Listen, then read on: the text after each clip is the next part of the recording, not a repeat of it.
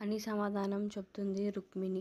ఒకరోజు నారద మహర్షి ద్వారకకు వస్తాడు. మొదట సత్యభామను కలవడం జరుగుతుంది.